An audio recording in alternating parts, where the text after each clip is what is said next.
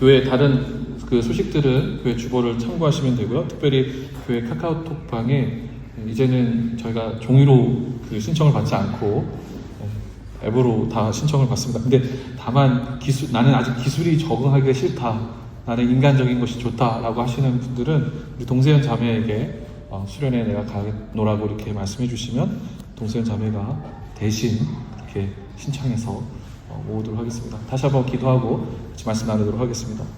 하나님 아버지 감사합니다. 오늘 우리 가운데 함께하여 주시옵시고, 오늘 특별히 아버지의 날을 맞이하여서 함께 이 땅의 모든 아버지를 축복할 수 있도록 허락하신 거 감사드립니다. 아버지로서의 책임감이 막중합니다. 또 때로는 또 아버지 없이 또 아버지의 부재로 인하여서 상처받고 어려운 이들도 있다는 것을 우리가 기억합니다. 하지만 하늘에 계신 우리 하나님 아버지는 이 땅의 아버지와 다르게 영원하시고 또 무한하신 사랑을 주시는 분이시라는 것을 우리가 함께 바라보면서, 그 하나님을 바라보면서 하나님을 깊이 만나는 시간 될 수 있도록 주님 인도하시고 도와주시옵소서. 감사합니다. 예수님의 이름으로 기도합니다. 아멘. 오늘 흔들리는 신앙, 흔들리는 정체성이라는 제목을 가지고 같이 베드로전서 2장 9절부터 10절 말씀을 나누도록 하겠습니다. 그 서울에 보시면 안양천이 있습니다. 그 안양천을 쭉 따라서 올라가면 여의도가 나오고요. 여의도를 지나서 가다 보면 양화한강공원이 나옵니다. 양화한강공원이 나오고 양화한강공원까지 오면 선유도공원이 나옵니다. 선유도공원이 이제 어떤 곳이냐면 오래된 하수처리장이었는데 그 하수처리장을 공원으로 바꿔서 만들어 놓은 그 시설인데 가보시면 생각보다 꽤 괜찮은 공원입니다. 근데 이 선유도 공원을 넘어서 이제 강북을 바라보게 되면 마포가 보이게 되는데, 그 마포 맞은편에 선유도 공원 맞은편을 보면 천주교 성지인 절두산 순교지가 나옵니다. 이 절두산 순교지는 예전에 흥선 대원군 시절부터 이제 한국에 카톨릭이 막 퍼지는 가운데 있어서 그 많은 핍박을 받았던 분들이 그곳에서 목숨을 잃었기 때문에 절두산 성지로 이렇게 불리는 곳입니다. 이 절두산 순교지는 일찍이 구한말 천주교 순교자들이 신앙을 고백하다가 단칼에 목숨을 잃은 순교자들을 기념하기 위한 순교지입니다. 여기까지는 많은 분들이 아세요. 그런데 이곳에 이 절두산 순교지 그 뒤편에 보시면 일반 사람들에게 잘 알려지지 않은 개신교 묘지가 있습니다. 이 천주교 절두산 순교지 길 건너에 양화진 외국인 선교사 묘원이 있습니다. 그러니까 이곳은 잘 안 알려져 있어요. 그래서 일부러 내가 찾아서 검색해서 들어가지 않는 이상은 잘 모르는 곳인데 아주 중요한 곳입니다. 이 양화진 그 외국인 선교사 묘지를 가보면요, 생각보다 많은 묘비에 깜짝 놀라게 돼요. 그래서 그 각각의 묘비마다 이름이 적혀 있고 그 사연들을 인터넷으로 검색해 보면 알게 되는데, 한국 개신교에 있어서 아주 중요한 역할을 했던 분들의 이야기가 그 선교사들 묘비마다 숨겨져 있습니다. 그 중에서 대표적으로 한 가지 예를 들어보자고 한다면 안나 제이커슨 선교사 같은 분들을 이야기로 할 수 있어요. 이 안나 제이커슨 선교사는 이제 미국에서 태어나서요, 조선말 최초의 서양식 병원이었던 제중원에서 일했던 사람입니다. 그러니까 구한말 이 고종의 정부와 그리고 이제 미국하고 같이 협작해서 서양식 병원을 오픈을 하게 되었는데, 그때 와서 일했었던 간호사였습니다. 이 안나 제이컵스는요, 그래서 이영만이 미국에서 건너와 조선 사람들을 위해서 일하다가 내한 2년 말에, 그러니까 27살에 건너와서 들어온 지 2년 만에 29살의 나이에 별세했습니다. 이렇게 양화진 곳곳에서는요, 조선 사람들을 위해 전도 유명한 미국에서의 삶을 내려놓고 조선을 위해 자신의 삶을 바친 이들이 안식하고 있었습니다. 그래서 가보시면 당시에 선교사들의 자녀들, 선교사 본인 혹은 선교사의 아내 혹은 뭐 여러 사람들이 그 안에서 각각의 한국의 복음화를 위해서, 개신교의 복음화를 위해서 애쓰고 수고했었던 것들을 우리가 알게 됩니다. 그래서 나중에 한국에 나가시면요, 맛있는 거 먹는 것도 중요하지만 제가 말씀드린 것처럼 양화진 이 선교사 묘역에 가서 그 선교사 묘역 곳곳을 돌아보면서 이곳이 우리나라의 복음을 위해서, 한국의 복음을 위해서 애썼던 선교사들의 그 수고와 헌신을 기억하는 시간이 되었으면 좋겠습니다. 이 양화진 선교사 묘역을 돌아보고 나오면요, 깊은 감동과 또 가슴 한편으로는 가슴이 시려옵니다. 그 젊은 나이에 미처 꽃도 다 피지 못하고 그곳에 와서 한국을 위해서 목숨을 잃은 이들을 우리가 기억하게 되죠. 그래서 한국의 개신교는요, 그렇게 수많은 선교사들의 헌신을 통해서 세워졌습니다. 근데 그뿐이 아니에요. 1919년 3월 1일을 보면요, 조선의 독립을 선언하는 그 자리에서는 민족대표 33명 중에서 19명이 기독교인으로서 함께 자리했습니다. 비록 독립은 이루지 못했지만 선교사들과 또 이름도 없이 빛도 없이 묵묵히 신앙의 길을 걸은 믿음의 선배들을 통해서 한국 기독교는 많은 사람들의 신뢰와 지지를 받았습니다. 그런데 100년이 지난 오늘날 지금은 어떨까요? 한때 한국 기독교가 복음 전파와 더불어 독립운동, 농촌 계몽운동을 하면서 사회로부터 지지받고 신뢰받았다는 이야기를 사람들은 오늘날 기억하고 있을까요? 교과서에 나오는 이야기 말고 이제 우리네 한번 이야기를 해보겠습니다. 오늘날 교회를 다니는 성도들은요, 자신이 교회를 다닌다는 이야기를 웬만해서는 잘 하지 않습니다. 목사인 저부터 그렇습니다. 제가 생긴 게 목사처럼 생겼기 때문에 어디를 가도 혹시 목사님 아니세요? 이렇게 이야기하면 제가 화들짝 깜짝 놀라긴 하지만 사실 오늘날 많은 그리스도인들은 내가 밖에 나가서 저 교회 다녀요, 저 그리스도인이에요, 이런 얘기 하지 않는다라는 거죠. 왜냐하면 내가 그리스도인이라고 하는 것을 밝히는 순간부터, 혹은 제가 목회자라는 것을 밝히는 순간부터 여러 가지 곤란한 상황에 놓일 때가 종종 있기 때문에 그래요. 그리스도인이라고 얘기하지 않았을 때는 좋은 관계, 릴레이션십을 해서 내가 이야기를 하기도 하고 내 뜻을 관철시키기도 하는데, 그리스도인이라고 얘기를 밝히는 순간부터 뭔가 이 서로 간의 기류가 미묘한 그런 부분들이 흐른다는 것이죠. 철진한 우스운 이야기 같지만 한때 유행했던 이야기가 있습니다. 여러분들도 잘 아실 거예요. 국회의원, 기자, 그리고 목사가 함께 밥을 먹으러 식당에 갔습니다. 맛있게 밥을 먹고 나서 이제 밥값을 치러야 될 때가 있었어요. 그 밥값은 누가 냈을까요? 조민희 자매님, 밥값은 누가 냈을까요? 국회의원, 기자, 목사, 이렇게 3명이 가서 밥을 먹었어요. 여러분 정말 이 농담을 모르시나요? 정말 처음 듣는 얘기시나요? 네. 밥값은 식당 주인이 냈죠. 국회의원, 기자, 목사. 말도 안 되는 이야기지만 사람들은 이 이야기를 들으면서 애써 부정하지 않습니다. 그럴 수 있겠다. 국회의원하고 밥을 먹으러 가가지고, 혹은 기자하고 밥을 먹으러 가서, 목사하고 밥을 먹으러 가서 그 상대방에 있는 그 당사자들이 밥값을 낸 기억들이 별로 본 적이 없기 때문에 그럴 수도 있겠다라고 생각하는 것이죠. 소셜미디어를 보면요, 한술 더 뜹니다. 교회에 대한 이야기는요, 긍정적 이야기보다는 부정적 이야기가 더 많습니다. 한번 조금만 검색해 보시면 아시겠죠. 이번 주에 어느 교회에서 어떤 일이 있었지, 다음 주, 그 다음 주, 그 전에 어떤 교회, 어떤 목사, 어떤 교회 공동체를 갔더니 어떤 일들이 있었다는 것을 우리가 너무나도 많이 알게 돼요. 그리스도인 개개인은 어떨까요? 자신의 종교를 기독교라고 정의 내리더라도 많은 이들이 명목상 자신의 종교를 기독교라고 한다는 게 명목상 얘기하는 거예요. 기독신앙이 자신의 삶의 가치관과 내면에 별다른 영향이 없다고 고백하는 이들이 많습니다. 제가 교회 다니는 이유는요, 제 종교를 기독교로 적은 이유는 저희 부모님이 그렇게 교회를 다니셨기 때문에 제가 그렇게 기독교로 적습니다. 혹은 기독교가 그래도 많이 있으니까 기독교로 적는 것이 좀 그래도 나아 보이지 않을까 해서 기독교로 적는 이들이 많죠.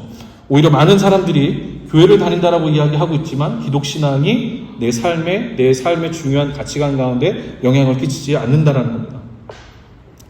기독교로 종교를 표현하는 이유는 많은 이들이 부모님 때문에 그렇고요. 또 많은 이들이 기독교를 생각할 때 고리타분하고 그리고 제약 조건이 많고 권위주의적이고 배타적이다라고 생각합니다. 그리고 현대 문화와 잘 어울리지 않는다라고 생각하죠. 교회에 와서는 또 어떻습니까? 그냥 간신히 또 한 번씩 교회에 왔어요. 엄마, 아빠를 따라서 교회에 오면 걸핏하면 교회 집사님들부터 시작해서 목사를 비롯해서 여러 사람들이 정죄하죠. 너 머리 색깔이 그게 뭐니? 아니면 지금까지 아직 결혼하고 있지 않은 이유가 뭐니?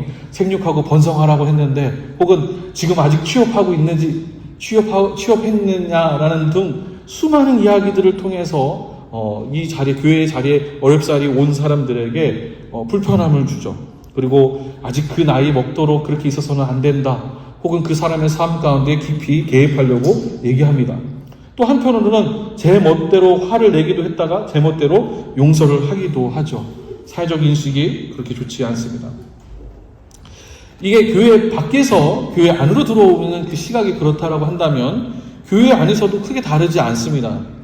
교회를 다니고 있지만 내가 교회를 다니고 있지만 하나님이 진짜 살아 계신지 아닌지 잘 모르겠습니다. 영적인 체험을 갈망합니다. 뭔가 하나님 내게 한 번만 말씀하소서라고 그런 영적인 체험을 갈망하지만 한편으로는 하나님 깊이 하나님을 만났으면 좋겠는데요. 적당히 제가 이해하고 제가 따를 수 있는 수준 안에서만 들어오소서.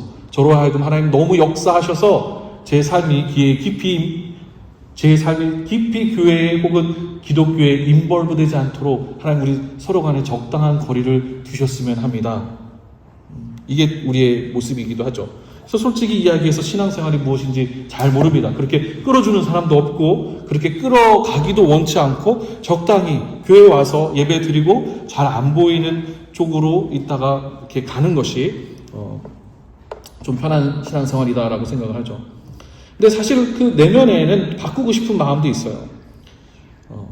내 삶이 힘들고 어려울 때 혹은 내 신앙생활이 좀 더 성장하기를 원하는데 바꾸고 싶은데 어떠한 계기가 없죠.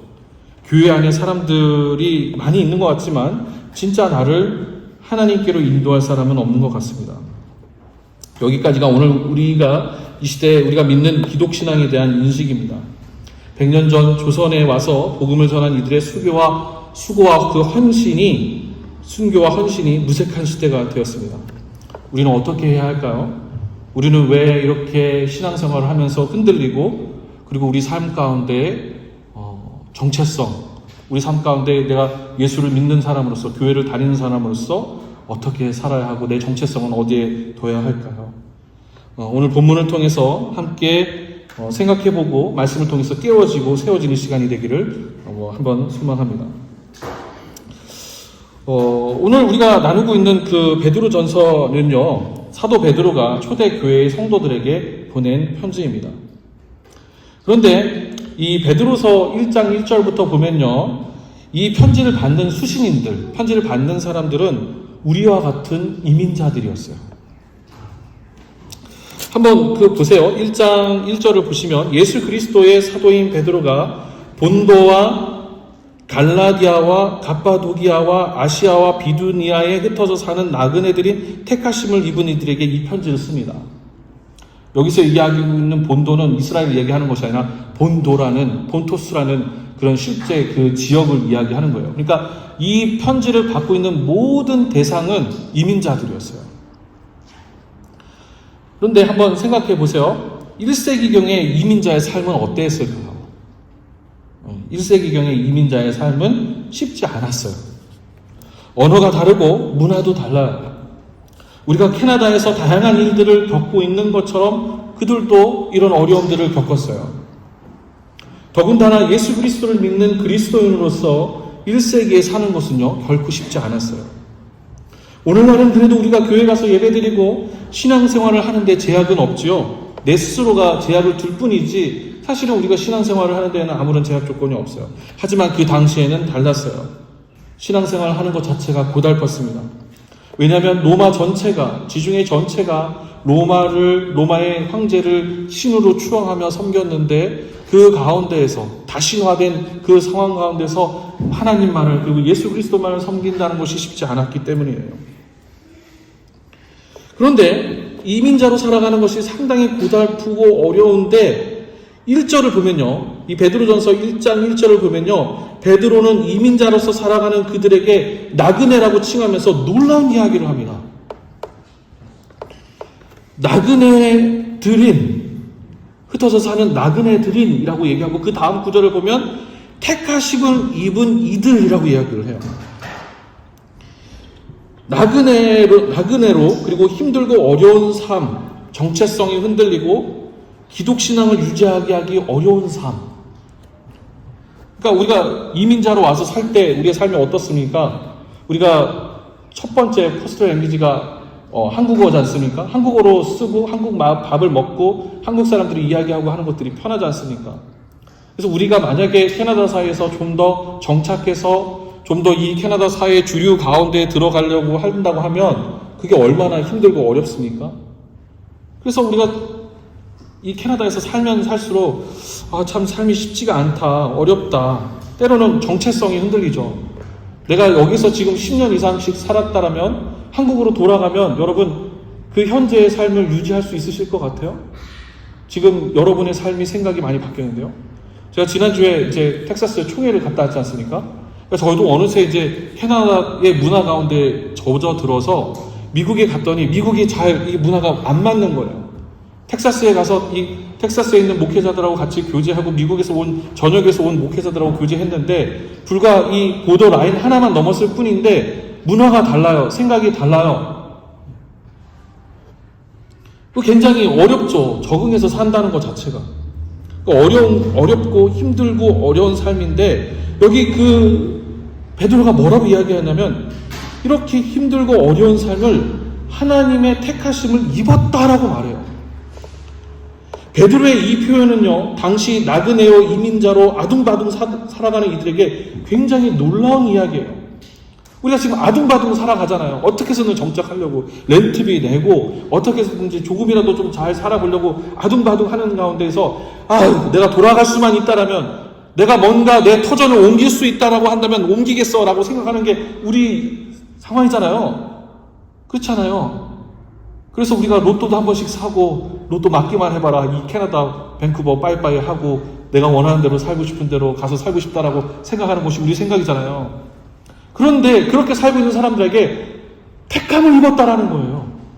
이 택함을 입었다라는 그 표현을 살펴보면 원어로 살펴보면 뽑혀서 이 자리에 있다라고 이야기를 하고 있는 거예요. 나는 저주받은 삶이라고 생각하고 나는 어쩔 수 없이 여기까지 굴러 떨어져서 여기 오게 된 삶이라고 이야기하는데 베드로는 무슨 얘기냐면 당신 택함을 받았다라고 이야기하고 있는 거예요. 여기 모여있는 우리도 나그네요 이민자지 않습니까? 정착해서 숨 좀 돌리고 사는데 사실 지금 위치를 지키는 것도 상당히 쉽지 않죠. 그런데 베드로가 아둥바둥 살고 있는 우리에게 내게, 집사님에게, 형제님에게, 자매님에게 당신 하나님으로부터 뽑혀서 여기 있는 것입니다 라고 말하고 있는 거예요. 그리고 지금 겪고 있는 어렵고 힘든 삶의 고난들, 그것을 하나님께서 여러분들을 연단시키고 훈련시키기 위해서 그런 것이에요 라고 지금 베드로가 말하고 있어요. 근데 이런 이야기를 한번 들었다라고 생각해 보세요. 그러면 어떻습니까? 삶이 달라져 보이잖아요. 내가 그냥 나는 생존을 위해서 어쩔 수 없이 여기 와서 산다라고 생각을 했는데 사실 하나님의 미션이 있었다. 하나님의 특별한 목적과 계획이 있었다라고 이야기를 듣는 순간 내 삶에 대한 태도가 달라지게 된다는 거죠. 나는 내가 선택해서 왔는데 그래서 결국 고생하는데 나의 고생이 하나님의 섭리를 통해서 이루어지는 고생이라고 한다면 내 삶이 어떻게 보여집니까? 좀 다르게 보여지지 않겠습니까? 우리는 항상 하나님의 뜻이 어디에 있습니까? 하나님께 물어보는 우리가 아닙니까? 그런데 하나님의 뜻이 지금 머물고 있는, 지금 내가 겪고 있는 여기에 있다는 이야기를 베드로가 얘기하고 있는 거예요. 지금의 고난이, 지금의 힘듦이, 지금의 삶의 어려움이 그냥 내가 선택한 그 결과물이 아니라 하나님이 나를 택하셔서 뽑아서 그 상황과 환경 가운데 몰아냈다. 하나님께서 인도하고 밀고 계시다라는 것을 베드로가 이야기하고 있는 거예요. 그래서 베드로는요 1장 13절에서 아예 선언합니다. 1장 13절에서 뭐라고 선언하냐면요, 그러므로 여러분은 마음을 단단히 먹고 정신을 차려서 예수 그리스도께서 나타나실 때에 여러분이 받을 은혜를 끝까지 바라고 있으십시오. 이 말씀은 하나님께서 여러분에게 주시는 말씀으로 받으시기를 주의 이름으로 축원합니다. 그러므로 결과를 얘기하는 거죠. 결과를 마음을 단단히 먹고 정신을 차리라고 이야기하고 있어요. 정리해보면 이렇습니다. 사회적으로 또 개인적으로 기독교 신앙과 그리스도인의 정체성이 흔들리는 시대에 우리가 살고 있어요. 왜 흔들립니까? 고민해보면 그리스도인들이 지금의 내 삶을 인정하지 않고 있기 때문에 흔들리는 거예요. 잘 생각해보세요. 우리가 왜 흔들리는가? 내 삶을 인정하지 않는 거예요. 나는 이거밖에 안 되는 게 아니야. 나는 뭔가 다른 걸 더 큰 걸 할 사람이야. 나는 더 많은 것들을 누릴 수 있는 사람이야. 그런데 현실은 어때요? 현실은 이것과 괴리가 있죠. 내가 이야기하는 것과 내가 꿈꾸는 것과 괴리가 있는 거예요. 그러니까 내 삶을 자꾸 인정하지 않는 거예요. 내 삶을 하나님께서 인도하시고 하나님께서 몰아넣으시고 하나님께서 고난과 어려움을 겪으시면서 나를 훈련시키고 연단시킨다는 것을 인정하지 않고 나는 지금 여기에 머물 만한 사람이 아니야. 난 이거보다 더 높은 곳으로 가야 돼. 더 나은 삶을 살아야 되는데 내가 갖고 있는 현실은 여기밖에 없어라고 하니까 되게 힘들고 어려운 것이죠. 정체성이 흔들리게 되는 거죠. 하나님께서 현재의 고난을 통해 나와 우리를 연단시키며 앞으로 주어질 면류관과 구원을 인정하고 있지 않기 때문에 그리스도인으로서의 정체성과 신앙이 흔들리는 것입니다. 그러니 이것도 아니고 저것도 아닌 거예요. 베드로가 보낸 편지를 받는 본도와 여러 지역의 성도들 역시 마찬가지였어요.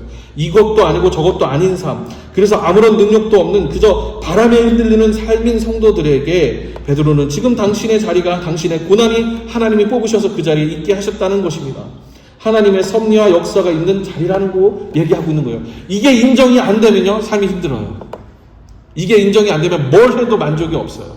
이게 인정이 안 되면 하나님이 나를 보내셔서 이 자리에 있는 것이다라는 것이 내려놓고 인정이 되지 않으면 뭐를 해도 기쁨이 없는 거예요. 자, 그럼 이제 이게 인정이 되어진다라고 한다면, 이걸 이제 받아들이게 된다면, 하나님이 나를 이곳에 보내셔서 나로 하여금 뽑으셔서 하나님 이 가운데서 나를 향하신 하나님의 계획과 섭리가 있다라고 한다면 그 다음 어떻게 살아야 할까요? 베드로전서 1장 14절 이하로 어떻게 살아야 할지를 이야기해요. 14절부터 보면요, 모르고 쫓았던 욕망을 따라 살지 말고 이렇게 이야기하고 있는데, 여기서 모르고라는 그 단어, 욕망이라는 두 단어는 잘 알지 못했던 혹은 따라하던 이라는 의미를 함께 갖고 있어요. 그러니까 이거를 축약해서 얘기하면요, 하나님이 보내셨다라고 인정을 하고 난다면 그럼 어떻게 살아야 되겠습니까? 라고 했었을 때 베드로가 첫 번째 하는 얘기는 이런 얘기예요. 남을 따라하는 삶 살지 말라는 얘기예요. 팔로워하는 삶 살지 말라는 거예요. 세상을 따라가는 삶 살지 말라는 거예요. 남들 하는 것처럼 다 하는 거 따라서 하지 말라는 얘기예요. 베드로는 하나님의 섭리 안에 있는 사람들은 남을 따라서 사는 삶을 살지 말라고 이야기합니다. 왜 그렇게 하는지 이유도 모르고 트렌드니까 남들 다 하니까 그렇게 하지 말라고 이야기합니다. 그리스도인들이 언제 가장 약해지고 불행해집니까? 그리스도인들이 고난이 있을 때 약해지고 불행해집니까? 아닙니다. 그리스도인들이 약해지고 불행해지는 것은요, 그리스도인답게 사는 것이, 그리스도인들이 가장 약해지고 불행해지는 것은요, 불신앙인처럼 살 때 흔들리고 약해지는 거예요. 잘 생각해 보세요. 예수 그리스도를 믿는 그리스도인으로서 살 때는 약해지지 않아요. 그런데 세상을 쫓아서 사는 그리스도인들은 약해진 삶을 살아요. 왜냐하면 이것도 아니고 저것도 아니에요. 그래서 불행해져요. 제가 목사로서 만약에 제가 세상을 쫓아서 산다라고 한번 생각을 해보세요. 더 많은 성장을 위해서, 더 많은 것들을 갖고, 더 많은 부와 명예와 명성을 누리기 위해서, 그것을 위해서 산다라고 한다면 거기에 맞춰서 설교가 이루어지고 목회도 이루어지겠지만 어떻습니까? 약해지겠죠. 오히려 하나님의 부르심의 소명을 따라서 그리스도인답게 살 때, 힘들고 어렵더라도 예수 그리스도를 따라 살아갈 때에는 목회자나 그리스도인들은 어때요? 강한 삶을 살 수 있어요. 자신감 있는 삶을 살 수 있어요. 근데 세상을 쫓아서 살기 시작한 다음부터는 어때요? 별 볼 일 없는 삶을 사는 거예요. 그런 사람들은 목사가 아니어도 수많은 곳에서 볼 수 있기 때문에 그렇어요. 그렇기 때문에 그렇죠. 자, 그러면 어떻게 살아야 할까요? 1장 15절부터 본문을 보면요, 거룩하게 살라라고 말하고 있어요. 이 거룩하게 살라라는 것은 하나님을 본받으라는 이야기입니다. 우리는 거룩하게 살라는 이야기를 들을 때 거룩의 의미를 잘 이렇게 감지하지 못해요. 이 거룩의 의미가 하나님께서 내가 거룩하니 너희도 거룩하게 살라라고 말씀하셨을 때 거룩이라는 것을 생각할 때 이 거룩의 의미가 뭐지? 이거를 어떻게 살아야지 내가 거룩하게 사는 거지? 이게 잘 안 와닿아요. 그래서 이 단어를요, 종교적인 의미로 그냥 해석해버려요. 그래서 거룩하게 산다라는 것은 예배를 잘 드리고 종교적인 행동을 잘하는 것, 즉 기도하고 말씀 듣고 열심히 예배를 잘 드리는 것을 거룩의 전부라고 생각을 해요. 그러나 이게 거룩이 아니에요. 그건 거룩을 오해하고 있는 거예요. 성경이 말하고 있는 거룩은 이런 것이 아닙니다. 베드로는 이 1장 16절을 한번 보시면, 베드로전서 1장 16절을 보시면 이렇게 말하고 있어요. 성경에 기록하기를 내가 거룩하니 너희도 거룩하여라 라고 하였습니다. 라는데 이 말씀 구절은 어디서 갖고 오냐면요, 레위기 19장 2절에서 갖고 왔어요. 근데 이 레위기 19장 2절을 보면요, 무슨 얘기를 하냐면 하나님은 거룩한 분이시다라고 말씀하시고 그 다음에 얘기하는 것이 내가 거룩하니 너희도 거룩하다, 거룩하여라 라고 말씀하시고 그 다음부터 거룩이 무엇인지에 대해서 쭉 설명을 해요. 근데 19장 2절부터 쭉 보면요, 거룩에 대해서 하나님께서 뭐라고 말씀하시냐면 첫 번째 거룩한 것이 뭐냐면 내 부모를 공경하라라고 얘기해요. 그러니까 거룩이라는 것이 무엇이냐? 거룩은요, 마땅히 사람으로서 해야 할 도리를 거룩이라고 얘기하는 거예요. 즉 성경이 말하는 거룩은요, 하나님께서 말씀하신 거룩은 가족들을 돌보지 않고 예배드리고 종교 생활에, 종교 행위에 집중하는 것이 그게 거룩이 아니라 인간으로서 마땅히 해야 할 도리를 하는 것, 그것이 거룩이라고 말씀하세요. 사람으로서 해야 할 일들, 내 곁에 작은 자들을 돌보는 것이 하나님께서는 거룩이라고 말씀하세요. 이 거룩에 대한 말씀은요, 점차 내 얘기를 읽어가면 읽어갈수록 이웃 사랑으로 발전해 가요. 즉 거룩은요, 이웃 사랑이에요. 정리하자면 하나님께서 나를 이 자리에 있게 하신 이유, 하나님께서 캐나다에서 나를 고생하게 하신 이유는, 나를 힘들고 어렵게 이 자리로 부르신 이유는 하나님께서 하나님을 믿는 사람들, 하나님을 따르는 사람들 통해서 이 땅 가운데 거룩을 세우시기 위함이에요. 그리고 그 거룩을 세우시기 위함은 내 이웃을 내 몸과 같이 사랑하시기 위해서 하나님께서 우리를 부르셔서 이 자리로 오게 하셨다는 거예요. 그러면요, 우리를 거룩을 부르셨다라고 한다면 내가 밴쿠버에서 살아갈 때 이유가 달라져요. 하나님 나를 부르신 이유가, 하나님은 나를 이런 독특한 상황 가운데 나를 놓이게 하신 이유가, 우리는 항상 생각하잖아요. 알버타가 집값이 싸대. 집값이 저쪽 알버타, 에드먼턴이 싸대. 캘거리로 가면 돼. 저쪽으로 가면 뭐 좀 더 이민이 쉽대. 이런 얘기를 들으면서 야, 너무 좋겠다. 이번에 미국에 갔더니 텍사스에 있는 분들도 그런 얘기를 하더라고요. 조지아, 아틀란타, 기회의 땅, 거기서 막 사람들이 계속해서 몰려듣대. 이게 사실 우리 생각은 이런 생각을 갖고 있죠. 근데 하나님 여기로 우리를 부르신 이유가 있다라고 한다면, 이 세상에서 가장 렌트비가 캐나다에서 가장 비싼 곳, 한국에서 가장 가까운 곳인데 동시에 한인들끼리 서로를 믿고 신뢰하지 않는 곳, 사람들이 모였다고 한다면 집값을 내가 어떻게 하면 집을 사야 되나 고민하고 하는 곳 가운데서 교회를 이루게 하시고 직장을 잡게 하시고 이민을 하게 하시고 이곳 가운데 오신 이유는 너 여기서 열심히 집 사, 뭐 이런, 당연히 집도 사고 이렇게 해야 되겠지만 하나님의 특별한 이유가 있다라는 거예요. 그게 뭐예요? 거룩함을 이루게 하기 위함이라는 거예요. 우리 같은 마이너리티들에게 거룩함을 이루게 하기 위함이라는 거예요. 나를 통해서 하나님께서 하나님의 형상인 서로를 돌보기 위해서 우리를 부르셨다라는 거예요. 기독신앙이 흔들리는 이유는, 그리스도인으로서 정체성이 흔들리는 이유는 언제부터인지 내 이웃을 사랑해야 하는 대명제가, 내가 잘 먹고 잘 사는 거, 내가 더 높은 지위에 올라가는 거, 그리스도인으로 지켜야 할 거룩이 어느새 내가 세상에서 성공한 것으로 바뀌었기 때문에 기독신앙이 흔들리는 거예요. 세상과 구별됨이 없기 때문에 신앙의 정체성을 잃어버리고 세상과 같이 가다 보니까 모든 것이 흔들리는 거예요. 베드로전서 2장을 한번 보겠습니다. 베드로전서 2장 1절을 보면요, 베드로는 여러분으로 시작합니다. 여러분으로 시작을 하는데, 그리고 나서 무슨 얘기를 하냐면, 여러분은 악의, 기만, 위선, 시기, 온갖 비방하는 말을 버리라고 얘기합니다. 근데 이거 되게 재밌는 표현이잖아요. 악의, 비방, 위선, 시기, 온갖 비방하는 것, 이걸 버리라는 얘기를 예수를 믿는 사람에게 사용하기보다는 예수를 안 믿는 사람들한테 사용하는 것이 사실은 우리의 상식적인 이야기잖아요. 근데 베드로는요, 그거를 예수를 믿는 사람들, 예수를 따르기 위한 사람들에게 그것을 버리라고 이야기하고 있어요. 이런 것들은 이제 사실은 기독교에서 찾아보기 어려운 것들인데 그것을 버리라고 이야기하고 있어요. 가만히 생각해보면요, 베드로가 이런 이야기를 한 이유가 있어요. 신앙이 흔들리면, 신앙의 정체성이 흔들리면, 그리스도인으로서 정체성이 사라져 버리면요, 악의, 기만, 위선, 시기가 우리 안에 자리 잡게 됩니다.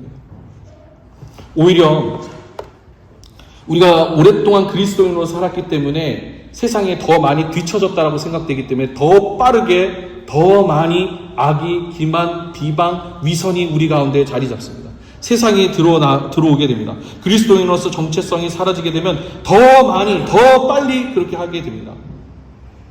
그리스도인으로서 살다가 세상에 들어오니까 어떻게 느껴지는 거죠? 내가 뒤처진 것처럼 느껴지기 때문에 더 그렇게 되는 것이죠. 내가 지금까지 뭐하러 이렇게 살았지? 이런 마음이 들어오게 되는 거죠. 그러니까 빨리 따라잡아야 하니까 여러 가지 마음이 내 안에서 묵상되어지고 점점 더 커지게 되는 것입니다. 베드로는 그것을 내려놓으라고 이야기합니다. 세상을 따라가는 것이 우리를 자라게 하는 것이 아니라는 것입니다. 그리스도인으로서 사람이 깊어지는 것, 더 커지는 것, 더 자라나는 것, 그것은 세상을 따라갈 때 그렇게 되는 것이 아니라 맛은 없지만, 달콤하지 않지만, 그리고 매일 먹는 것이지만 말씀을 사모할 때 우리 안에 그런 일들이 일어날 수 있다는 거예요. 말씀을 먹고 그것을 소화시켜서 말씀이 내 안에 들어와서 살아 역사할 때 우리가 더 큰 사람, 더 깊은 사람, 더 나은 사람이 될 수 있다라고 이야기하고 있는 것입니다. 그것은 이 원어의 순서를 보면요, 능동형으로 그리고 명령형으로 되어 있어요. 그 말씀을 먹어라, 그 말씀을 입어라, 그 말씀을 살아내라 할 때 내 안에서 소화시켜 행할 때 우리는 자라게 돼요. 그렇게 할 때 우리는 깊은 사람이 돼요. 그렇게 할 때 우리는 영성 있는 사람이 돼요. 영성은 기도를 많이 해서 막 목소리가 할렐루야 하는 게 영성 있는 것이 아니에요. 우리 안에 말씀이 살아 역사해서 그 사람이 말씀으로 힘입어서 깊이와 넓이가 커져갈 때 성령의 9가지 열매들이 내 안에 들어와서 내 삶 가운데 이 사람을 부드럽고 유하게 할 때 그 사람이 영성이 깊은 사람인 겁니다. 그러니까 영성은요, 누구의 이렇게 우리가 하는데 은사들 중에서, 집사님, 요새 어려운 일 있죠? 집사님 회개해야 돼요? 이거 영성 아니에요. 영성 아니에요. 영성이 깊은 사람은 설령 그 안에 들어와 있다고 하더라도 그 사람을 배려할 줄 알아요. 그 상대방을 생각할 줄 알아요. 그게 영성이 깊은 사람인 거예요. 저는 기독신앙이, 이제 본문을 좀 더 우리가 넓어가서 보도록 하겠습니다. 기독신앙은요, 종종 우리의 발목을 잡을 때가 있어요. 거룩하라는 하나님의 말씀, 즉 구별되어야 한다, 내 이웃을 사랑하라라는 그 말씀을 실제로 살아갈 때 이 말씀은요, 실제 우리의 발목을 잡아요. 제가 이제 텍사스에서 이제 집으로 올 때 신대원 동기하고 막 만났어요. 신대원 동기하고 3박 4일 동안 같이 막 이야기를 했어요. 그래서 막 우리가 사랑하고 섬긴다고, 제가 이제 그 형이 저보다 6살 많은 신대원 형이었어요. 형님, 우리가 여기 만나서 한 10여 년 만에 만나가지고 우리가 신대원 시절에 그렇게 교제하고 나누다가 너무 기쁘고 너무 사랑하고 너무 좋아 이렇게 하는데, 그럼 사랑을 실제로 보여줘야 되잖아요. 그래서 고민하기 시작을 했어요. 얼마를 줘야 할까? 얼마를 내 사랑을, 마음을 표현을 해야 될 건가? 근데 한편으로는 생각이 되는 거예요. 나는 공항에 가서 이 수빈이어줘 좀 이것 좀 사고 싶고 저것도 사고 싶고, 여기 와서 회만 주구장창 했으니까 가서 뭔가 좀 바비큐 나온 것도 먹고 싶은데 이 형이 안 가고 계속 옆에 붙으면서 계속 공항까지 라이드를 하겠다는 거예요. 그래서 제가 큰맘 먹고 100불을 준비했어요. US 달러 100불. 여러분, 캐나다 달러보다 US 달러 100불이 얼마나 더 큰지 아시죠? 100불을 다 준비를 했어요. 그래서 주머니에 이렇게 있다가 내릴 때 던지다시피 형! 사랑해요! 하고 이렇게 내리는데 갑자기 뛰어내려가지고 제 손에 봉투를 쥐어주는 거예요.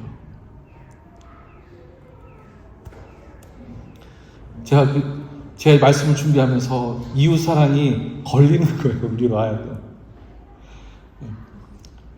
그 100불을 내가 받고 싶었었는데, 그렇지만 이 내 이웃을 내 몸과 같이 사랑하라고 했기 때문에 그 말씀에 순종한다고 했었을 때 사실은 우리 내 것을 포기해야 되는 것들이 있잖아요. 근데 그 형에게도 그렇게 행함으로 옮겼을 때 자기의 것을 포기해야 되는 일들이 벌어지게 되는 것이죠. anyway, 기독신앙이 종종 우리의 발목을 잡을 때가 있어요. 내 이웃을 사랑하라는 말씀을 실제로 살아갈 때 그 말씀으로 말미암아서 삶이 힘들어지는 것을 우리가 실제로 보게 돼요. 말씀대로 살려고 할 때 손해보는 일들이 생깁니다. 어떤 때는요, 해도 답이 나오지 않을 때가 있어요. 사실 우리는 삶이 딱 떨어지고 정답이 있고 정답을 정확하게 시간 낭비하지 않고 찾아가고 싶은데 말씀대로 사는 삶은 그렇지 않아요. 정답이 없어요. 하나님 아는 사람은요, 정답이 없어요. 여기 청년들 뭐 몇 명 있지는 않지만 우리 청년들이 생각할 때 여러분 정답을 구하잖아요. 하나님 앞에 늘 주님 응답하소서 내 길 열어달라고 하잖아요. 알 수 없어요. 지나가고 나서야 우리는 그게 하나님의 인도하셨다는 것을 에베네셀로 고백할 뿐입니다. 누가 우리 모두는 현재를 벗어나고 싶지, 그 현재를 누리고 싶지, 고난을 겪고 인내하며 살기를 원하는 사람 단 한 사람도 없어요. 그렇지만 하나님께서는 그런 삶을 인도하시는 것이 아니라 우리로 하여금 걸려 넘어지게 하는 삶으로, 신앙으로 인도하신다라는 거예요. 어떤 때는 넘어져서 우리가 도저히 일어나지 못할 때도 있습니다. 그렇지만 베드로전서 9절에서 이렇게 말하고 있습니다. 우리가 걸려 넘어지고 쓰러져 있다고 하더라도, 혹은 어디로 가야 할지 모른다고 하더라도 우리가 하나님께 부름을 받은 사람들이라고 이야기하고 있어요. 그리고 예수께서 오셔서 우리에게 일어날 힘과 능력을 주셨다라고 말하고 있어요. 그것을 10절에서는 자비라고 말합니다. 즉 우리의 삶은 하나님의 부르심 가운데 있다는 것입니다. 그리고 하나님께서 기다리시겠다는 것입니다. 하나님께서 우리를 내치지 않으시고 기다리시면서 우리가 연단되어지고 거룩해지기를 하나님께서는 끝까지 기다리시겠다라고 말씀하시고 계신 거예요. 쉽게 말해서 여기 있는 우리는 특별한 존재라는 것입니다. 자리 잡지 못하고 삶이 망한 것 같고 아둥바둥 살고 있는 우리가 하나님 보실 때에는 특별히 뽑아서 그 자리에 놓은 사람들이라는 것입니다. 그러면 우리 삶이 달라져야 됩니다. 먼저 스스로를 인식하십시오. 저와 여러분은 특별한 부르심 가운데 있습니다. 그리고 그리스도의 자비를 입고 있는 사람입니다. 좀 늦어져도 괜찮습니다. 실패해도 괜찮습니다. 때로는 돌아가도 괜찮습니다. 그러나 잊지 마시기 바랍니다. 내 삶, 내가 드라이브 하려고 하면 할수록 계속해서 흔들리고 더 약화될 뿐입니다. 거룩해지려고 하십시오. 내 이웃을 사랑하려고 하시고 삶의 자리로 나아가시기 바랍니다. 흔들릴 수 있지만 내가 누군지, 내 삶이 무엇인지 찾아가시는 저와 여러분이 되시기를 주의 이름으로 소망합니다. 기도하겠습니다. 하나님, 우리가 함께 말씀을 나누면서 하나님께서 인도하시는 삶이 무엇인지, 그리고 또 우리가 그리스도인으로서의 정체성과 그리스도인으로서 흔들리는 것이 무엇인지 함께 생각해 봤습니다. 우리가 세상을 쫓아서 따라가는 삶이 아닌 그리스도를 따라서 우리의 삶을 한 걸음 한 걸음 현실과 마주하며 살아가는 우리가 될 수 있도록 도와주시옵소서. 지금은 전능하신 하나님의 은혜와 우리 주 예수 그리스도의 사랑과 성령의 감동 감화 충만하심이 그렇게 살기를 원하는 로고스 공동체 각 사람 위에 함께 하시기를 간절히 축원하옵나이다. 아멘.